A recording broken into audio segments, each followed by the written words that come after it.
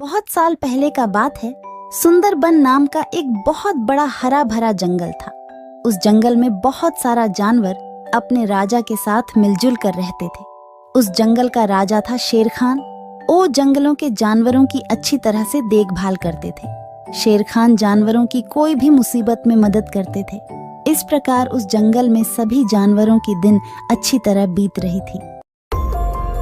एक दिन एक भेड़िया उनके बीच रहने आया। उनको देख बंदर स्वागत करने लगा। अरे देखो देखो, हमारा जंगल कितना सुंदर और शांत है कि दूसरे जंगल के जानवर भी यहाँ रहने आए हैं। अरे कौन है वह जो हमारे बीच रहने आया है? वो देखो, वहाँ पेड़ के नीचे खड़ा है। और भेड़िया भाई, हमारे जंगल में तुम्हारा स्वागत है। इस जंगल में हम सब मिलजुल कर रहते हैं, तुम भी हमारे साथ रहो। बंदर की बात सुनकर भेड़िया थोड़ा आगे आता है, फिर कहता है, अरे आप लोगों का बहुत बहुत धन्यवाद जो आप लोगों ने हमें यहाँ रहने का मौका दिया। मैं हमेशा आप लोगों के साथ मिलजुल कर रहूंगा। भेड़िए के बारे में हाथी और हिरनी आपस में बात करने लगे। देखने में तो वह शांत ही लग रहे हैं, लेकिन क्या वह हमारे साथ मिलजुल कर रह पाएंगे? मुझे भी वह शांत ही लग रहा है, लेकिन फिर भी हमें इतना जल्दी उस पर विश्वास नहीं करना चाहिए था। वह आज ही हमारे जंगल आए हैं, हम इसके बारे में कुछ भी नहीं जानते। हमें इस पर नज़र रखना होगा, क्योंकि हमें अभी नहीं पता है कि उसके दिमाग में क्या चल रहा है। फिर हाथी और हिरनी अपने घर की तरफ चलने लगते हैं। भेड़िया भी उनके पीछे पीछे आने लगता है। भेड़िया को साथ में आते देख हाथी और हिरनी रुक जाता है। फिर भेड़िया हाथी से कहता है, अरे हाथी भाई, आप बहुत अच्छे हो और मददगार भी। अरे अरे, ऐसा नहीं है। हर जीव अपने कर्म से बड़े होते हैं। मैं तो बस अपना काम कर रहा हूँ। हाथी भैया, मैं घर जा रही हूँ, मेरे बच्चे घर में अकेले हैं। अच्छा फिर ठीक है, मुझे भी जाना पड़ेगा, बहुत देर हो गया। अरे हिरनी बहन, मुझे आपसे थोड़ा बात करना है। अच्छा ठीक है, जल्दी बताइए, क्या बात करना चाहते हैं? मुझे अपना घर भी जाना है। कुछ ज़्यादा नहीं, मुझे इस जंगल के राजा के बारे में जानना है। हमारे जंगल का राजा शेर खान है और वह बहुत अच्छा है। वो हम सबकी सुरक्षा करता है और सबकी मदद भी करता है। इस तरह बात करते करते भेड़िया हिरनी के घर तक पहुंच जाता है। हिरनी बहन, क्या आप यहीं पे रहते हैं? यही आपका घर है? हाँ हाँ, यही मेरा घर है। यही मैं अपने बच्चों के साथ रहती हूँ। आज से मैं आपका नया दोस्त हूँ। मुझसे कोई भी मदद चाहिए तो आप मुझे बुला लीजिएगा, ठीक है? अभी मैं चलता हूँ। यह कहकर भेड़िया वहाँ से चला जाता है। फिर हिरनी मन ही मन कहती है, कितना अच्छा है हमारा नया साथी, दिल का बहुत साफ लगता है। इस तरह कुछ दिन बीत जाने के बाद जंगल में एक एक करके जानवरों के बच्चे गायब होने लगते हैं। सभी बहुत चिंतित हो गए कि आखिर उन सब के बच्चे गायब कैसे हो रहे हैं। मुझे कुछ समझ में नहीं आ रही है कि आखिर हमारे बच्चे कैसे गुम हो रहे हैं। क्या कारण हो सकता है? मुझे बहुत डर भी लग रही है। हमारे बीच तो ऐसा कोई नहीं है जो अपने ही बच्चे को नुकसान पहुंचा सकता है। मुझे लगता है जंगल में कोई भूत और पिशाच का प्रकोप बढ़ गया है। यह तो बहुत गलत हो रहा है। हमारे साथ कौन ऐसा कर सकता है? आप लोगों को अगर मेरी कुछ मदद चाहिए तो मैं हमेशा आप लोगों के लिए तैयार हूँ। मुझे लगता है हम सबको मिलकर इस समस्या का समाधान ढूंढना चाहिए। फिर सब मिलकर राजा के पास जाते हैं और अपने बच्चों की गायब होने की शिकायत करने लगते हैं। अपनी प्रजा की ऐसी बातें सुनकर राजा शेर खान बहुत दुखी हो जाता है। हमारे जंगल में यह सब क्या चल रहा है? हमारे जंगल तो सबसे शांत था, लेकिन पता नहीं हमारे जंगल को किसी की नजर लग गई है। खैर, आप लोग जाइए, मैं इस समस्या का कोई उपाय सोचता हूँ। फिर सभी जानवर अपने अपने घर वापस लौट आए और सब डर डर के रहने लगे। इधर हाथी हिरनी के घर पर जाकर इस समस्या का बात करने लगे। अब हम लोगों को ज्यादा सतर्क रहना होगा। कब क्या हो जाए कुछ बोल नहीं सकते। हाँ, आप सही बोल रहे हैं हाथी भैया। जब तक वह पकड़ा नहीं जाता, हम लोग को सावधान रहना होगा। तभी खरगोश वहाँ पर भागते हुए आता है और कहता है, अरे कोई मेरे बच्चे को बचा लो, कहीं नहीं मिल रहा है मेरा बच्चा, कोई मदद करो मेरी, कोई मदद करो। अरे यह तुम क्या कह रहे हो? अभी तो सब ठीक ठाक चल रहा था, अभी क्या हो गया? हे भगवान, ये सब क्या हो रहा है? हाँ, मैं अपने बच्चों को घर में अकेला छोड़कर बाहर काम करने गई थी। जब मैं काम करके वापस आई तो मेरा बच्चा नहीं था। मैंने सारे जगह ढूंढ लिया लेकिन वह कहीं नहीं मिले। अब मैं क्या करूं, कहाँ जाऊं? हे भगवान, यह क्या जुल्म हो रहा है हमारे बच्चों के साथ। अब तो मुझे और भी ज़्यादा डर लगने लगा है। मुझे लगता है हमारे बीच कोई जासूस है जो हमारे पल पल की खबर हमारे दुश्मनों को बता रहा है। यह बात तो तुम बिल्कुल सही कर रही हो, मुझे भी इस बात पर शक हो रहा है। ठीक है, अभी मैं चलती हूँ, मुझे बहुत देर हो गई है, मेरे बच्चे घर पे अकेले हैं। इतना कहकर वह सब अपने अपने घर चले जाते हैं। अगले दिन हिरणी अपने बच्चों को घर में अकेला रखकर जंगल में जाती है खाना ढूंढने के लिए। खाना ढूंढते ढूंढते उसे बहुत देर हो जाती है। अरे बाप रे, खाना ढूंढने में बहुत देर हो गई। मेरे बच्चे घर पर अकेला है, मुझे अब जल्दी घर जाना है। मुझे नहीं पता कि मेरे बच्चे घर पर ठीक है या नहीं। भगवान मेरे बच्चे को कोई नुकसान ना हो। इतना कहकर हिरणी भाग के अपने घर की ओर जाती है। जब वह अपने घर पहुंचते हैं तो देखते हैं कि बच्चा तो वहां पर है ही नहीं। फिर वह बाहर आकर रोने लगती है। हे भगवान, मेरे बच्चे नहीं है, अब मैं क्या करूं? आज मेरा भी बच्चा गायब हो गया।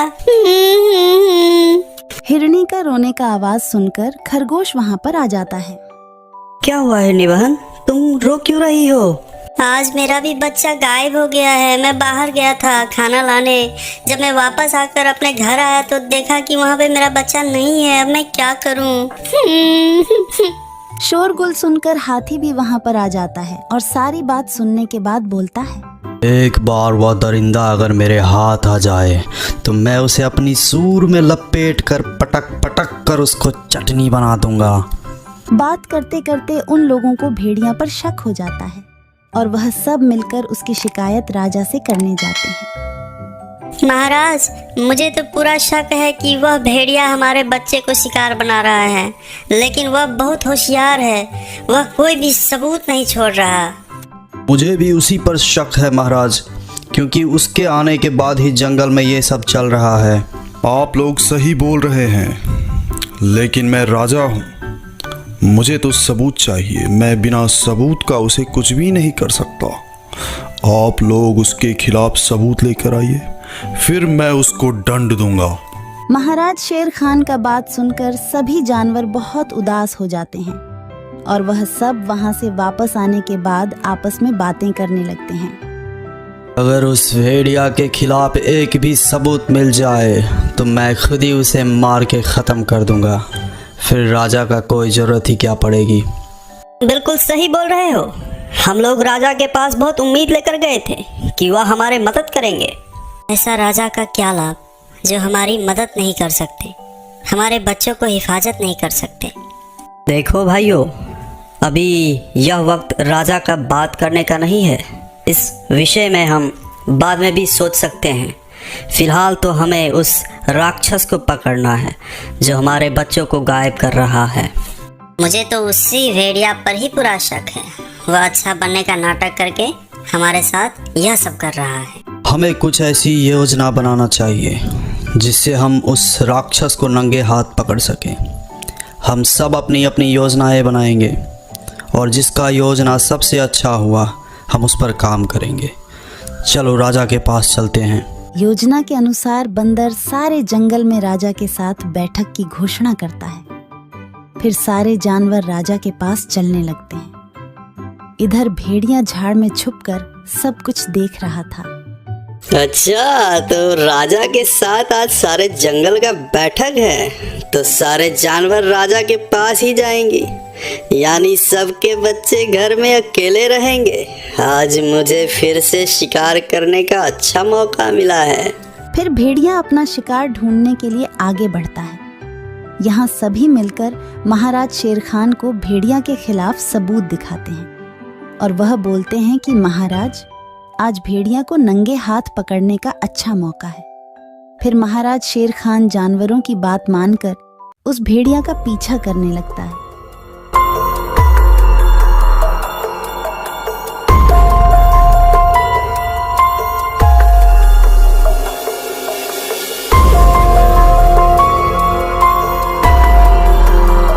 भेड़िया खरगोश के घर के सामने आकर खड़ा हो जाता है और इधर उधर देखकर उसके घर के अंदर चला जाता है। महाराज शेर खान भी उसके पीछे पीछे अंदर चला जाता है और वह अंदर जाकर देखते हैं कि उस भेड़िया ने खरगोश के बच्चे को शिकार करने ही वाला था कि वह उस पर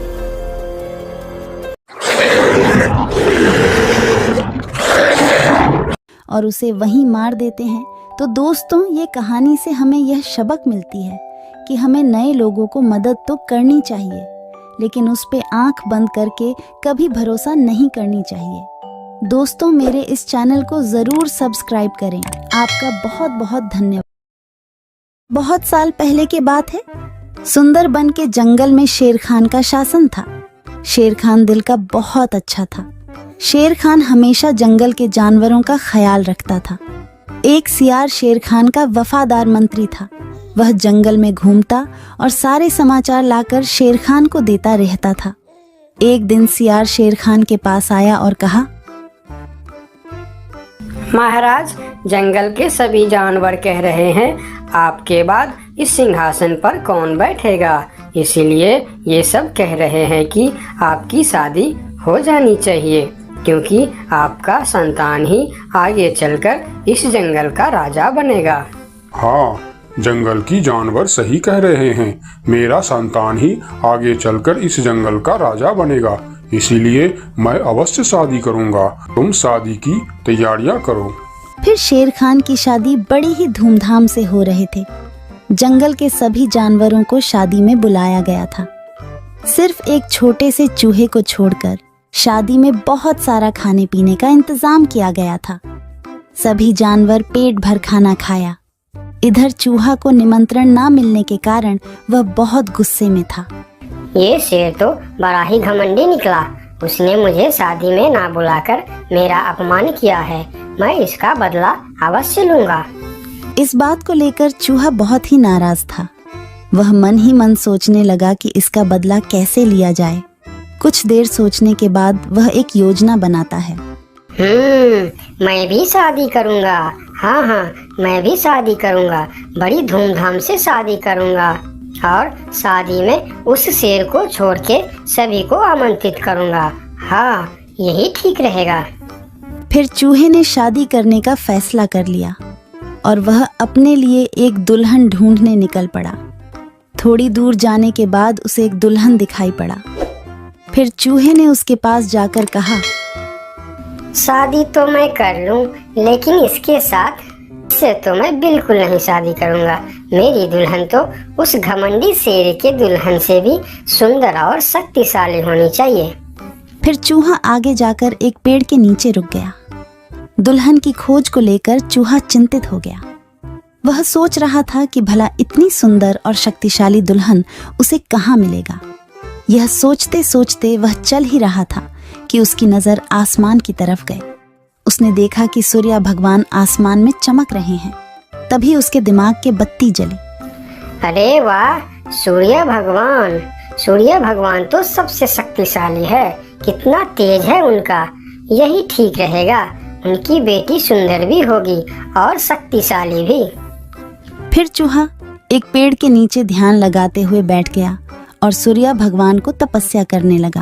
ओम सूर्याय नमः, ओम सूर्याय नमः, ओम सूर्याय नमः। इधर चूहे को तपस्या करते हुए देखकर सूर्य भगवान बहुत आश्चर्य हुए कि यह नन्हा सा चूहा उनकी तपस्या क्यों कर रहा है। फिर सूरज भगवान चूहे के सामने प्रकट हुए। बोलो नन्हे से चूहे, तुम मेरे तपस्या क्यों कर रहे हो? क्या चाहिए तुमको? तुम जो मांगोगे मैं तुम्हें वह सब दूंगा। हे भगवान, आप आगे। मुझे तो अपनी आंखों पर यकीन नहीं हो रहा है कि एक नन्हा सा चूहे की बात सुनकर आप मेरे पास आ गए। हाँ, मैं सचमुच तुम्हारे पास आया हूँ। बोलो तुम्हें क्या चाहिए? भगवान, मैं शादी करना चाहता हूँ। अरे वाह, यह तो बहुत ही अच्छी बात है। इसमें मैं तुम्हारा क्या मदद कर सकता हूँ? मैंने यह प्रण किया है भगवान कि जो दुनिया में सबसे ज्यादा शक्तिशाली होगा मैं उसके बेटी से ही शादी करूंगा, और आप इस दुनिया में सबसे शक्तिशाली हो, इसीलिए मैं आपकी बेटी से शादी करना चाहता हूँ। चूहे की बात सुनकर सूर्य भगवान सोच में पड़ जाते हैं कि मैं इस छोटी सी चूहे के साथ अपनी बेटी का शादी कैसे कर सकता हूँ, और फिर उन्होंने मन ही मन सोचने लगे, यह चूहा तो बिल्कुल पागल लग रहा है। इससे भला मैं अपनी बेटी की शादी कैसे करवा सकता हूँ? कुछ भी करके मुझे इससे छुटकारा पाना ही होगा, मगर कैसे? मुझे जल्दी कुछ करना पड़ेगा। तभी उनके मन में एक ख्याल आया और उन्होंने चूहे से कहा, अरे यह तो बहुत ही अच्छी बात है कि तुम मेरी बेटी से शादी करना चाहते हो। मुझे अपनी बेटी के लिए तुमसे अच्छा वर और कहाँ मिलेगा? सूर्य भगवान का बात सुनकर चूहा मन ही मन बहुत खुश हो गया और उसके मन में लड्डू फूटने लगे। तभी सूर्य भगवान बोलते हैं, लेकिन एक समस्या है, मैं दुनिया का सबसे शक्तिशाली नहीं हूँ, और तुमने प्रण किया है कि जो दुनिया में सबसे ज्यादा शक्तिशाली होगा तुम उसी के बेटी से शादी करोगे। अगर तुमने मेरी बेटी से शादी की तो तुम्हारा प्रण टूट जाएगा। हे भगवान, ये आप क्या बोल रहे हो? आपसे भी शक्तिशाली? आपसे शक्तिशाली भला इस दुनिया में और कौन हो सकता है? मुझसे शक्तिशाली तो वह बादल है जो अपने परछाई से मुझे भी ढक देता है।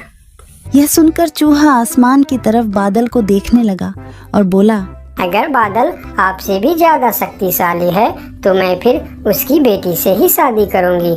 आप उसे नीचे बुलाइए। फिर सूर्य भगवान ने बादल को नीचे बुलाया और बादल उनकी बात मानकर धीरे धीरे नीचे आया।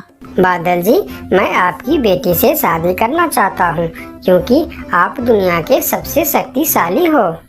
मैं अपने आप को बहुत बड़ा भाग्यमानी समझूंगा अगर आपकी विवाह मेरी बेटी से हुई, लेकिन मैं दुनिया का सबसे शक्तिशाली नहीं हूँ। मुझसे शक्तिशाली तो हवा है जो हमें भी उड़ाकर दूर चला जाता है। अच्छा, तो यह बात है। ठीक है, फिर मैं हवा की बेटी से ही शादी करना चाहता हूँ। आप हवा को बुलाइए। फिर बादल ने हवा को बुलाया और हवा धीरे धीरे करके नीचे आया। फिर चूहा ने अपनी विवाह का प्रस्ताव हवा को बताया। फिर हवा मुस्कुराते हुए बोली, मुझे बहुत अच्छा लगेगा अगर मेरी बेटी की विवाह आपके साथ होता है, लेकिन मैं दुनिया का सबसे शक्तिशाली नहीं हूँ। मुझसे शक्तिशाली तो पर्वत है जो हमारे हवा के झोंकों को भी रोक देता है। आप उनकी बेटी से ही शादी कीजिए। फिर पर्वत को भी बुलाया जाता है और चूहे ने पर्वत के सामने भी अपना प्रस्ताव रखता है। पर्वत जी, आप दुनिया का सबसे शक्तिशाली है और मैं आपकी बेटी से शादी करना चाहता हूँ। क्या आपको कोई ऐतराज है? मुझे भला क्या ऐतराज हो सकता है? आप मेरी बेटी से विवाह करना चाहते हैं, यह बहुत ही अच्छी बात है, लेकिन मैं भी दुनिया का सबसे शक्तिशाली नहीं हूँ। ये आप क्या कह रहे हैं? मैं यकीन नहीं कर सकता कि आपसे शक्तिशाली भी दुनिया में और कोई होगा। हाँ है, मेरे शिखर पर एक मोटा सा चूहा रहता है। वह मुझे रोज कुतर कुतर के वहाँ एक बड़ा सा सुरंग बना लिया है और उसमें अपने बच्चों और परिवार के साथ रहता है। वह मुझसे भी शक्तिशाली है। आप उसी के बेटी से क्यों नहीं शादी कर लेते? अगर ऐसी बात है तो फिर आप मुझे ले चलो उसके पास। मैं उसके बेटी से ही शादी करना चाहता हूँ। फिर सब मिलकर उस मोटे चूहे के पास जाता है और उसके पास उस नन्हा सा चूहा का शादी का प्रस्ताव रखता है। फिर जब नन्हा चूहा उस मोटे चूहा की बेटी को देखते हैं तो वह उसे बहुत पसंद आता है और फिर उन दोनों का शादी बहुत ही धूमधाम से होता है। नन्हे चूहे ने जंगल की सारे जानवरों को निमंत्रण दिया, लेकिन शेर से बदला लेने के लिए उसने उनको निमंत्रण नहीं भेजा। जब शेर खान को इस बात की खबर होती है तो शेर खान बहुत ही गुस्सा हो जाता है और अगले दिन सियार को उस चूहे के पास भेजता है और बोलता है, उस चूहे को कल मेरी दरबार में हाजिर करो। अगले दिन सियार उस चूहे को बुलाने के लिए उसके घर पर जाता है। अरे चूहा भाई, तुमको शेर खान ने याद किया है, जल्दी चलो। चूहा सियार के साथ शेर खान के दरबार में जाता है। उसे देखते ही शेर खान चिल्लाकर बोलते हैं, क्यों रे चूहे, तुम्हारी इतनी बड़ी दुस्साहस। तुमने अपनी शादी में जंगल की सभी पक्षी और जानवरों को निमंत्रण दिया और तुमने मुझे बुलाना सही नहीं समझा। मैं इस जंगल का राजा हूँ और सबसे शक्तिशाली भी। अगर मैं चाहूँ तो तुमको एक झटके में खत्म कर सकता हूँ। मुझे माफ कर दीजिए महाराज, जब आपने अपनी शादी में पूरे जंगल को निमंत्रण दी और मुझे नहीं दी, तब मुझे भी ऐसे ही दुख हुआ था। यही एहसास दिलाने के लिए मैंने आपको निमंत्रण नहीं दिया। मुझे माफ कर दीजिए। क्यों रे सियार, तूने ऐसा क्यों किया? मैंने तो तुमको बोल दिया था कि जंगल के कोई भी पशु पक्षी छूटनी नहीं चाहिए। फिर तुमने इस चूहे को निमंत्रण क्यों नहीं दिया? मुझे माफ कर दीजिए महाराज, गलती हो गई। मैंने सोचा यह छोटा सा जीव, इसको क्या निमंत्रण देने का, इसलिए मैंने इसे छोड़ दिया था। मुझे आप माफ कर दीजिए। ठीक है, अगले बार से ध्यान रखना। मेरे लिए जंगल का हर जीव एक जैसा है।